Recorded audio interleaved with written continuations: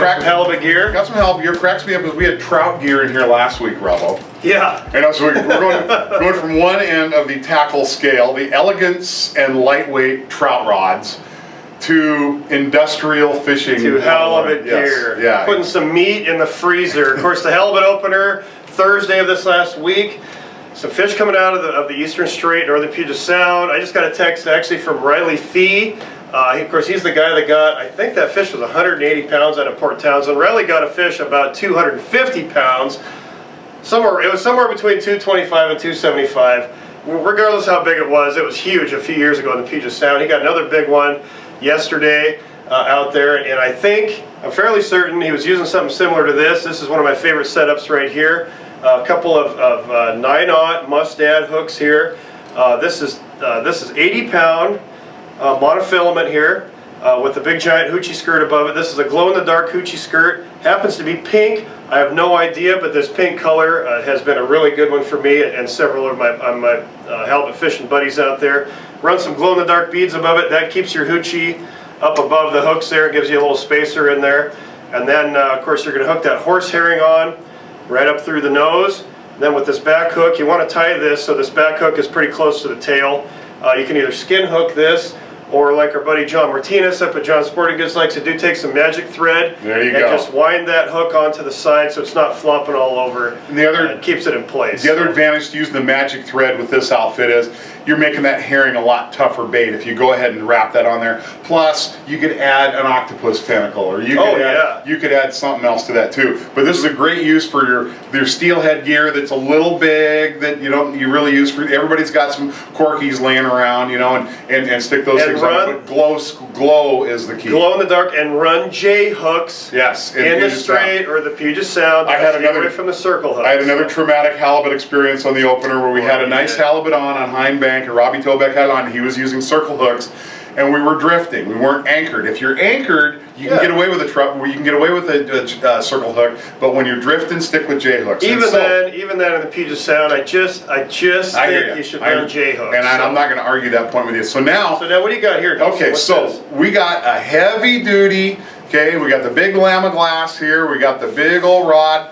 All right, which is basically some 100-pound halibut gear. Okay, pretty stiff, right? Yeah, that's what a bite looks like. That's what a bite looks like right there.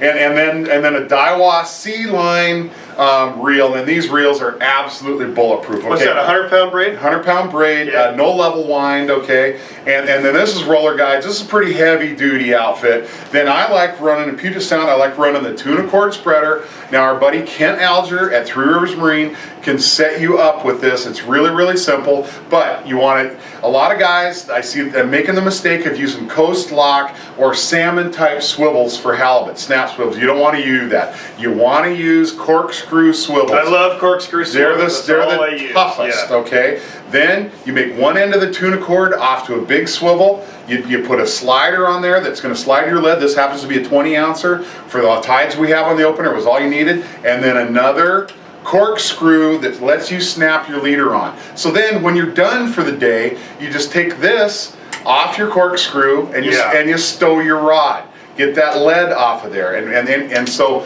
use that, boom. So now your rod's free.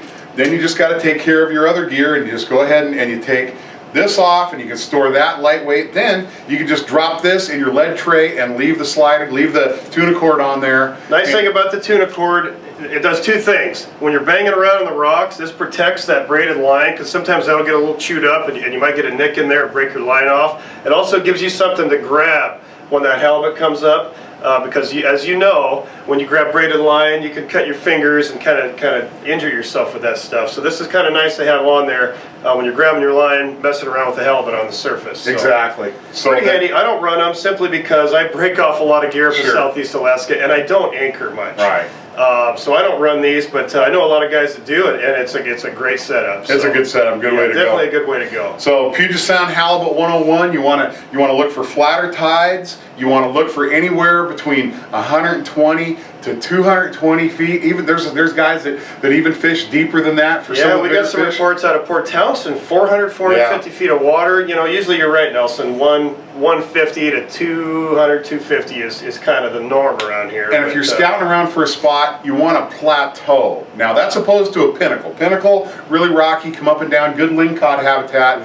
Halibut, you want a plateau. What I mean by that is, it's a big raise in the bottom or a hump. But you want to look on your Lowrance Depth Sounder, you want to run over it north and south, then you want to run over it east and west, so you get a feeling for how this contour is laying out, and you want to try to fish the middle of it and then let yourself get pushed off the drop off. If you try to fish halibut uphill, brother, you're going to get snagged. Yeah, you're going to lose a lot of gear. Always start at the top, drift off. Start at the top, drift down, and if you get a halibut, put that report up on the OutdoorLine.com forums. And hit your waypoint button. Hit the waypoint. That's the main thing that you need. Do not hesitate the second you hook a halibut, even if you get a bite. Go and hit your waypoint button right now, because they're probably going to be there next year and the year after. And I got a new waypoint this week called called Tobeck's Halibut Cracker Hole. There you go. For losing a halibut. You got a few of those Robos cracker. I got a Robo cracker hole yeah, too. You got It a few happens. of those. I've seen your machine, and there's a few of those waypoints on there. So you're welcome.